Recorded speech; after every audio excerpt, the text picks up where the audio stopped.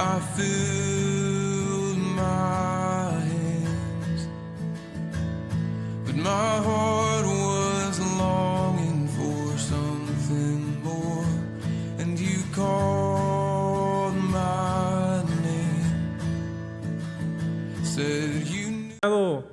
Hemos llegado a los años 1100 y 1200.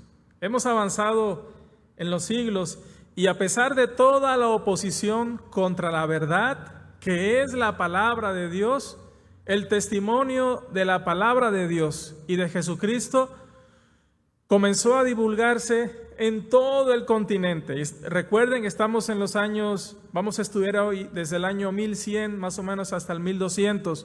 Los creyentes en la Biblia, notablemente diferentes a los católicos, tanto en doctrina como en estilo de vida, se encontraban prácticamente en todas partes. Según el historiador protestante Philip Schaff, a finales del siglo XI se informó que tenían seguidores en casi 1000 ciudades. También el dominicano Reinerius dijo que eran aproximadamente unos 4 millones y declaró que esto era según un censo hecho por los mismos cátaros. Alrededor del año 1118 después de Cristo, un líder y maestro bogomilo llamado Basilio el Médico fue condenado como hereje por el patriarca Nicolás II y fue quemado en la hoguera bajo la orden del emperador bizantino Alejo I Comneno. Después del año 1150 después de Cristo, los bogomilos fueron condenados y perseguidos repetidamente, lo que ocasionó que emigraran hacia el oeste desde los Balcanes, Bosnia y Serbia hasta lo que es Europa. Ahora esto me recuerda a algo, siempre es maravilloso ver un ejemplo ahí en Hechos 8:4, dice, pero los que fueron esparcidos, recuerden que aquí se nos está narrando de cómo Pablo, teniendo cartas del sumo sacerdote, perseguía a la iglesia que estaba en Jerusalén. Y dice la palabra que todos fueron esparcidos por las tierras de Judea y Samaria, salvo los apóstoles. Estoy leyendo Hechos capítulo 8. Y el versículo 4 dice, pero los que fueron esparcidos iban por todas partes anunciando el evangelio.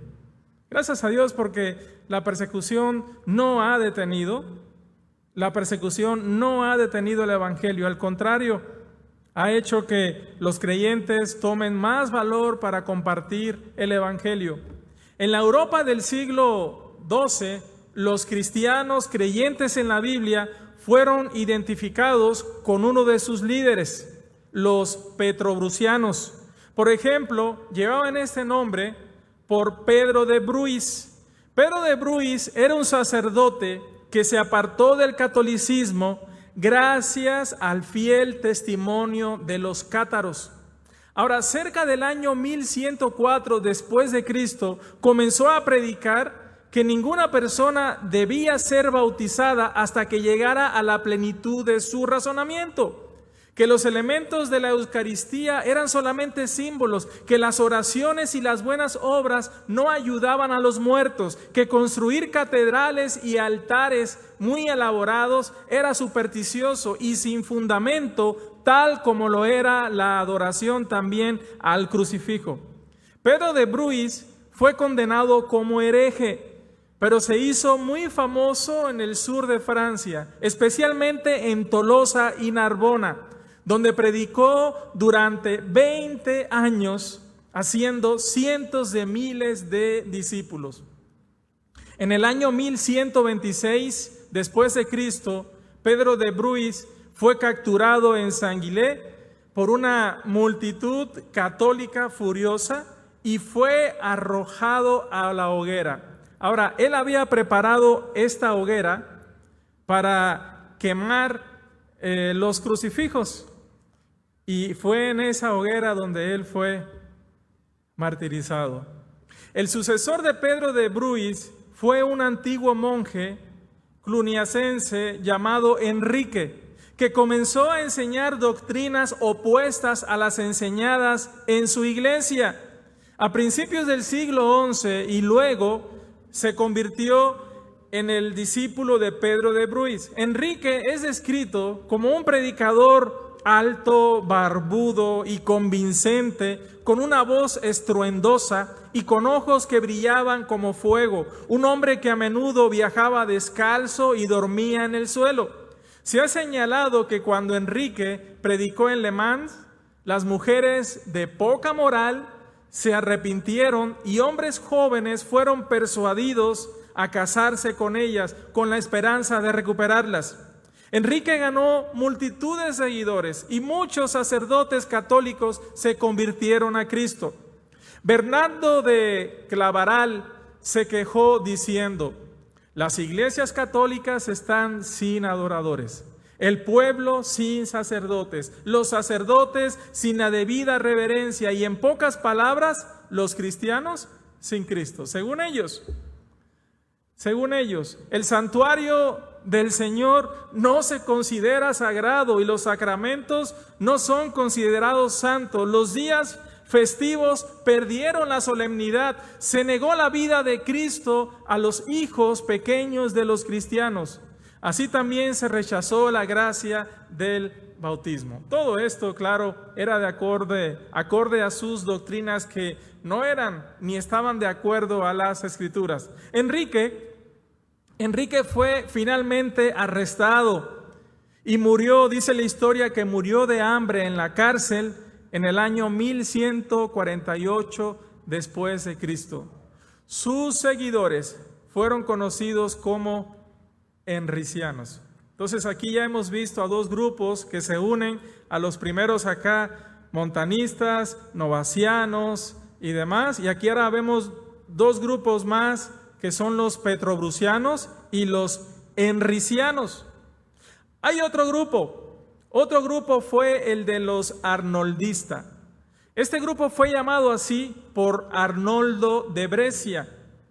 Mientras que es posible que Arnoldo nunca haya dejado la Iglesia Católica, habló con fervor en contra de la opulencia del clero, en contra de la autoridad temporal del Papa y el bautismo infantil, por lo que fue desterrado de Italia y finalmente fue crucificado y después quemado en Roma. Esto fue en el año 1148 también después de Cristo. Hemos mencionado estos tres grupos: petrobrusianos, arnoldistas y enricianos. Pero la pregunta es: ¿eran perfectos en su fe los petrobrusianos, los enricianos y los arnoldistas? Probablemente no tanto como quisiéramos. No tanto de acuerdo al conocimiento de la verdad según la Biblia, pero todos estos formaron parte del gran movimiento, influenciados por iglesias y creyentes verdaderos a favor de la verdad que estaba invadiendo Europa, y ellos creían en doctrinas que no eran desconocidas para ningún bautista que creyera en la Biblia.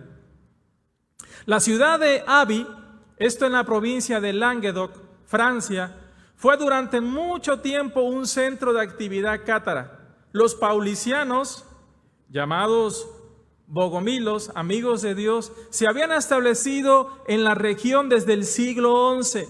Los albigenses,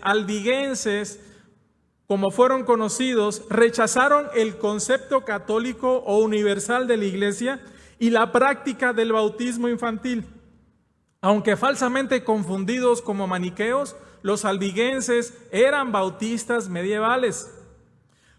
Seguían los concilios, y en el segundo concilio de Letrán en Roma, esto es en el año 1139, condenó a los enricianos y a los albigenses como herejes. El concilio de Tours en el año 1163 también condenó a los albigenses, pero no hubo consecuencias significativas porque ellos estaban protegidos por un conde llamado Raimundo de Tolosa. Ahora, otro grupo que también se hizo prominente en el siglo XI fue el de los valdenses. Los valdenses eran descendientes de los novicianos, que se remontan a la época del obispo Silvestre. Al igual que los antiguos paulicianos de Armenia, los valdenses encontraron refugios en los valles de los Alpes franceses, italianos y suizos. Un predicador valdense del siglo XII fue llamado Pedro Baldo. Pedro Baldo fue usado por Dios para revivir a estos creyentes del pasado. Baldo era un comerciante rico de Lyon, Francia, que dejó atrás su riqueza para convertirse en predicador según el Evangelio de Cristo. Rápidamente, Baldo ganó numerosos seguidores, muchos de los cuales se unieron a él como predicadores ambulantes, conocidos como los pobres de Lyon. Durante el periodo medieval de Europa, los valdenses se convirtieron en evangelistas muy eficientes. Muchos de ellos fueron comerciantes que establecieron grandes gremios en toda Europa. Hay un libro que se llama La Noble Lección y que ha quedado en la historia. Este libro valdense fue fechado alrededor del año 1100 después de Cristo y nos habla mucho sobre sus creencias y prácticas. En este libro los valdenses declararon tener un origen apostólico y rechazaron a la iglesia de Roma como la única iglesia verdadera. Aceptaron la palabra de Dios como su única autoridad y la Biblia que usaron era la Biblia cursiva antigua latina, escuchen bien, que databa del año 157 después de Cristo. En lugar de usar la versión corrupta, la Vulgata latina de los católicos, los valdenses se opusieron a las cerradas doctrinas de hombres impuestas como verdad por el catolicismo. Practicaron el bautismo del creyente, declarando que por esa ordenanza somos recibidos en la santa congregación del pueblo de Dios, profesando previamente nuestra fe y cambio de vida. Negaron las afirmaciones de los sacerdotes católicos de atar o desatar. Fíjense, atar y desatar. Estamos hablando del años 1100. Una doctrina hoy también que ha cobrado un poquito de relevancia, ¿no? Hay muchos por ahí. Ato. ¿Quién es el hombre para atar o desatar, no? Eso solamente lo puede hacer el Señor. Lo puede hacer Dios. Quiero que vean este pasaje acerca de esto de atar y desatar. ¿Quieren ver lo que dice Judas? Miren lo que dice Judas, versículo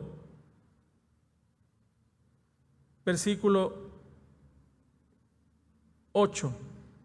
Dice, no obstante, de la misma manera, también estos soñadores mancillan la carne, rechazan la autoridad y blasfeman de las potestades superiores. Pero cuando el arcángel Miguel contendía con el diablo, disputando con él por el cuerpo de Moisés, no se atrevió a proferir juicio de maldición contra él, sino que dijo, el Señor te reprenda. Pero estos blasfeman de cuantas cosas no conocen y en las que por naturaleza conocen, se corrompen como animales irracionales. Tremendo, ¿no? Porque aquí está diciendo que el arcángel Miguel, cuando estaba disputando con el diablo por el cuerpo de Moisés, dice, no se atrevió a proferir juicio de maldición contra el diablo, sino le dejó esa autoridad ¿a quién? Al Señor.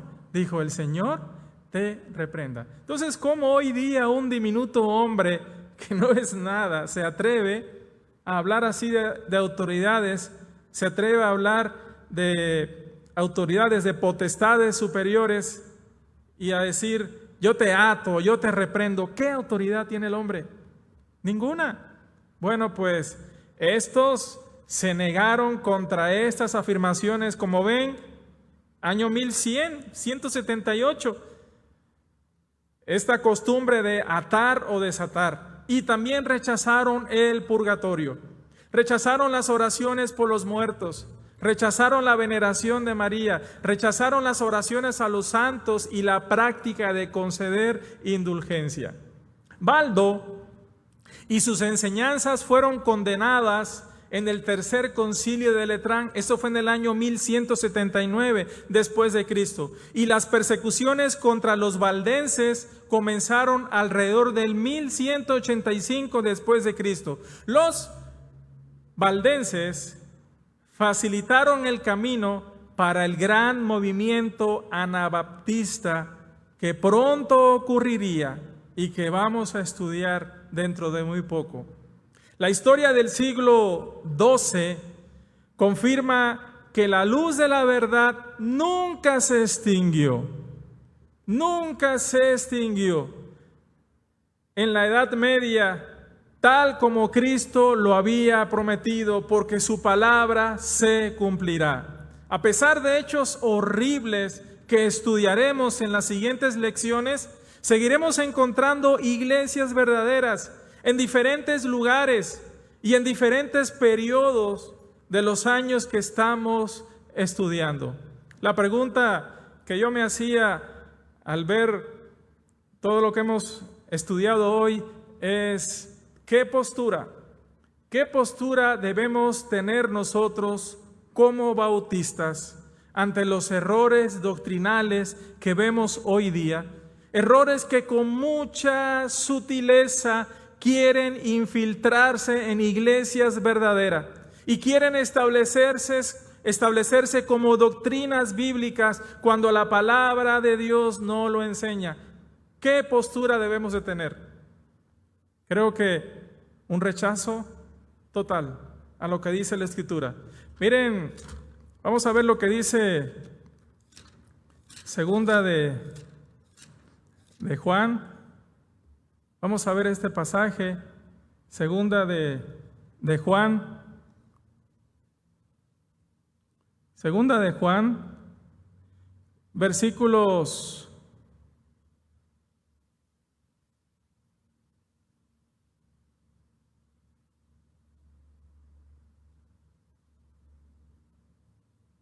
'Vamos a ver segunda de Juan, perdón, estoy buscando el pasaje. Segunda de Juan, versículos 7.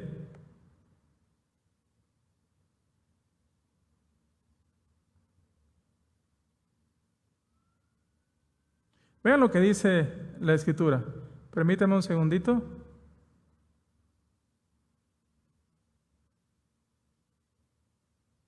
Dice la Escritura: porque muchos engañadores han salido por el mundo que no confiesan que Jesucristo ha venido en carne. Quien esto hace es el engañador y el anticristo. Y luego dice la Escritura: mirad por vosotros mismos, para que no perdáis el fruto de vuestro trabajo, sino que recibáis galardón completo. Cualquiera que se extravía y no persevera en la doctrina de Cristo, no tiene a Dios. El que persevera en la doctrina de Cristo, ese sí tiene al Padre y al Hijo. Si alguno viene a vosotros y no trae esta doctrina, no lo recibáis en casa, ni le digáis bienvenido, porque el que le dice bienvenido participa en sus malas obras. Es tremendo lo que dice este pasaje, ¿no? Decía que Baldo y sus enseñanzas fueron condenados en el tercer concilio de Letrán. Eso fue en el año 1179, y las persecuciones contra los valdenses comenzaron facilitando precisamente el camino para el gran movimiento anabaptista que pronto ocurriría. La historia del siglo XII, una vez más, confirma que la luz de la verdad nunca se extinguió. nunca se extinguió durante la Edad Media, tal como Cristo lo había prometido. ¿Qué había dicho el Señor Jesucristo ahí en Mateo 16, 18? Dice, y sobre ese fundamento, sobre esas palabras que había dicho Pedro, dice, tú eres el Hijo de Dios, tú eres el Cristo, el Hijo del Dios viviente. Sobre ese fundamento, sobre esas palabras, el Señor Jesucristo establecería su iglesia, siendo Él el Hijo de Dios, el Cristo, el Hijo de Dios viviente. Dice que las puertas del Hades no prevalecerían contra ella, no prevalecerían contra ella. Vamos a avanzar un poquito más en los siglos y así llegamos a los años 1201 hasta el 1300 después de Cristo. Y aquí quiero que vean un versículo. Quiero que vean un versículo que está ahí en Apocalipsis capítulo 18, versículo 24. Y aquí el contexto de lo que nos habla es precisamente la caída de Babilonia. Recuerden que todo este sistema religioso pagano es muy antiguo. Tuvo su origen ¿dónde? ¿Por qué se relaciona con Babilonia? Porque tuvo su origen ¿dónde? Allá, en Babilonia, en Babel. Allá en Babel comenzó todo este sistema corrupto, incluso desde mucho antes, porque ¿por qué razón Caín mató a Abel, su hermano? ¿Qué habían aprendido ellos de Adán? ¿Cuál era el sacrificio? A ver, cuando fueron sacados, estaban desnudos en el huerto de Edén. Y cuando fueron sacados, cuando descubrieron que estaban desnudos por causa del pecado, ¿ustedes creen que Dios hizo así y apareció unas túnicas de pieles? No. Ellos pudieron ver cómo un animalito inocente moría, ¿sí?, por ellos, y entonces con esas pieles eran vestidos. ¿A quién apuntaba esto? A Jesucristo. Y esto lo aprendieron sus hijos, Abel y Caín. Y cuando se trató de ofrecer un sacrificio a Dios, entonces, ¿qué hizo Caín? Quiso innovar. Dice que trajo lo mejor ¿de qué? Del fruto de la tierra. Pero ¿cuál era el sacrificio que agradaba a Dios? ¿Cómo había enseñado a Adán a sus hijos que de qué manera podían acercarse a Dios y de qué manera podían ser agradables a Dios? Pues la Escritura lo dice de manera clara. Dice que Abel ofreció ¿qué? De lo mejor ¿de qué? De sus animalitos. Y Caín quiso innovar. ¿Y por qué quiso innovar? Pues nos dice Santiago, porque era ¿de quién? Del maligno. Entonces, desde el principio, Satanás se ha opuesto a la palabra de Dios, se ha opuesto para que no se haga como dice Dios que debe de hacerse, y entonces no se le dé la honra y gloria a Dios. Dice este versículo, Apocalipsis 18, 24, dice la Escritura, y en ella, en Babilonia, en este sistema religioso, y en ella se halló la sangre de los profetas y de los santos y de todos los que han sido muertos en la tierra. ¿Desde cuándo? ¿Quién fue el primero que murió? En manos del maligno, ¿no? ¿Quién fue el primero? Abel. Desde Abel. Y en ella se halló la sangre de los profetas y de los santos y de todos los que han sido muertos en la tierra. Entonces, vean, desde allá de Génesis, este sistema religioso está vivo. Este sistema pagano que se opone a la palabra de Dios, que toma un poquito de verdad y la disfraza con mucha mentira. Este sistema pagano ha estado vivo por medio de muchas religiones. Y dice ese pasaje, vi y en ella se halló la sangre de los profetas y de los santos y de todos los que habían sido muertos en la tierra. Pero también vean lo que dice Apocalipsis 17, 6.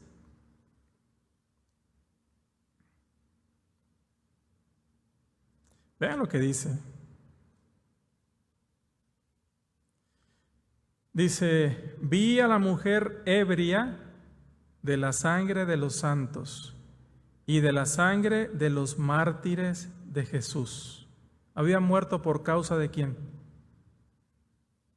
Y cuando la vi, quedé asombrado con gran asombro.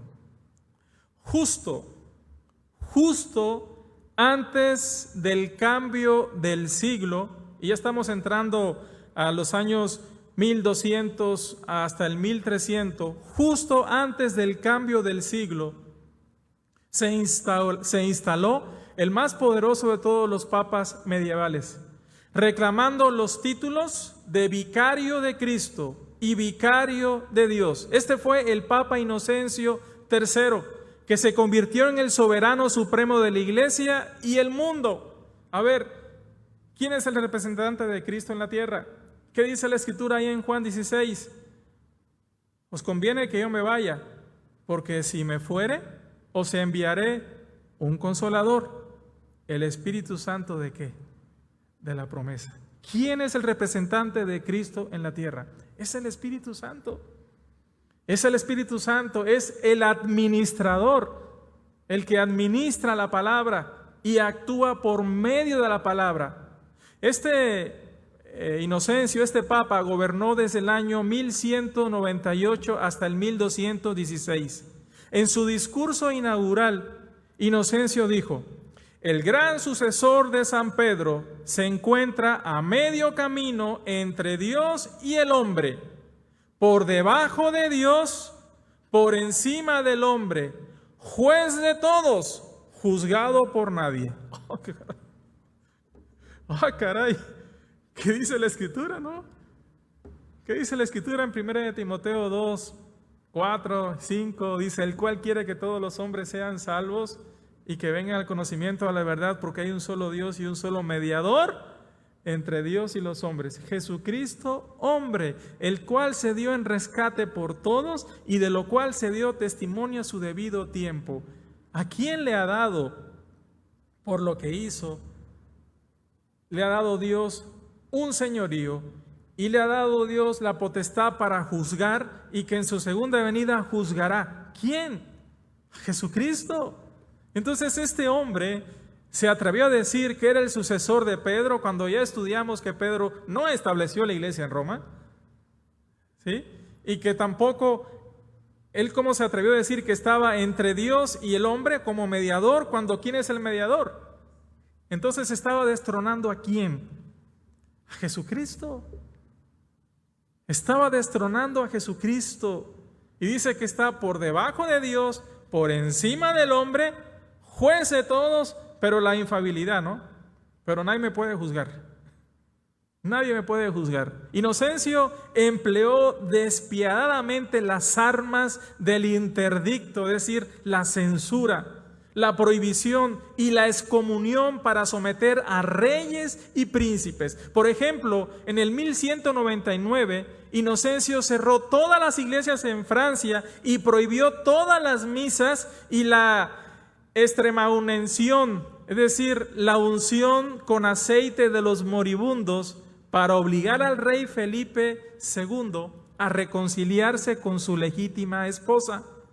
Después de un enfrentamiento de 9 meses, el pueblo de Francia comenzó a rebelarse, y entonces el rey cedió a la demanda del Papa. En el año 1208 después de Cristo, el Papa Inocencio III colocó a Inglaterra bajo el interdicto, luego de un desacuerdo con el rey Juan sobre quién debería ser el arzobispo de Canterbury.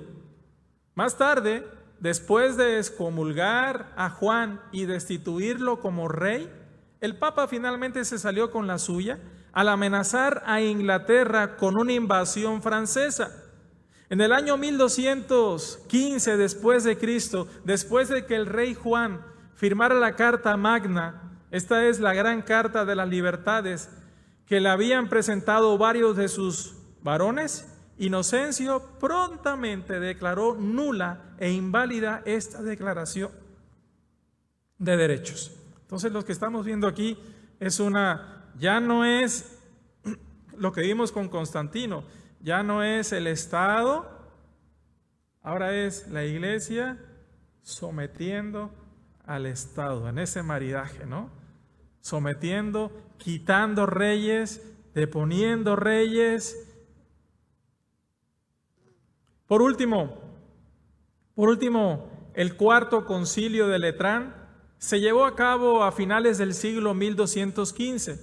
Fue el mayor de los concilios eclesiásticos y el punto culminante del papado medieval. A este concilio asistieron 412 obispos, 800 abades y prioris, así como representantes de la corte bizantina, que incluía a 71 patriarcas y obispos metropolitanos.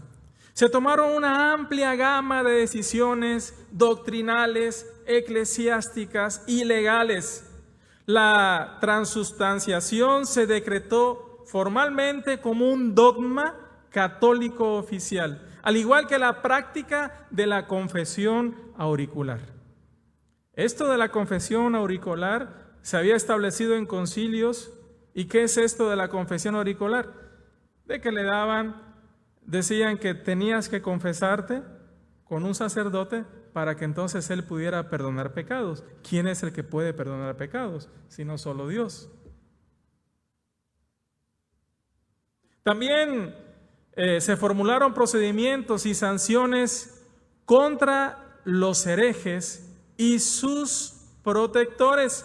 Les decía que los bogomilos estaban siendo protegidos por el duque de Tolosa, ¿verdad? Y por eso estaban bajo su protección. Pero ¿saben qué? En ese concilio se formularon procedimientos y sanciones contra los herejes y sus protectores, dando origen a algo que no era ni tan santo, llamado la Inquisición, la Santa Inquisición. 14 años más tarde, el Concilio de Toulouse, de 1229 después de Cristo, en este concilio se prohibió la lectura de la Biblia en lengua vernácula, nativa, por parte de los laicos. Es decir, que ningún laico, ninguno que no fuera sacerdote o demás, podía leer la Biblia. ¿Por qué? Porque no la entenderían, porque solamente podía entenderla un sacerdote. ¿Esto no es contrario a lo que dice las Escrituras? ¿Qué dice la Escritura en Juan 5:39? Escudriñad las Escrituras, porque a vosotros os parece que en ellas tenéis que la vida eterna, y ellas son las que dan testimonio de mí. Pero no, aquí contrario a lo que enseña el Señor Jesucristo, a lo que exhorta el Señor Jesucristo, a lo que exhorta por medio de las cartas de Pablo y demás Dios, de que debemos de atesorar la Escritura, escudriñarla, meditarla, amarla, leerla, creerla, practicarla. No, ahora se estaba prohibiendo precisamente la lectura de la Biblia. ¿Por qué razón? Porque si el hombre lee las Escrituras, va a conocer la verdad. Va a conocer la verdad. Y entonces se iba a caer todo este teatro de doctrinas que no eran más que doctrinas de hombres y doctrinas diabólicas. Y esto fue vigente hasta hace muy poquito, ¿no? Hasta hace muy poquito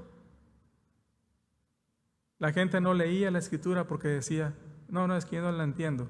Y también las misas se daban ¿en qué? En latín, y siquiera en un idioma que entendía. Entonces, ¿cuál edificación? ¿Podía ser edificado alguien con la palabra de Dios? ¿Podía conocer la voluntad de Dios para luego obedecerla? Pues no. Entonces vean qué cosas tan horribles. Qué cosas tan horribles. Vamos a dejarlo hasta aquí. Y el siguiente estudio vamos a entrar un poquito más en sustancia en este periodo muy difícil, que se le llamó la Inquisición. Yo no sé si fue la fortuna o pues no No creo que fue fortuna, pero yo pude ir aquí al obispado, allá en Monterrey, y ver, fuimos Nayeli y yo, mi esposa y yo, y vimos una exposición de instrumentos de tortura que se usaron en la Inquisición. Horribles. Dios te bendiga, nos vemos en el siguiente estudio.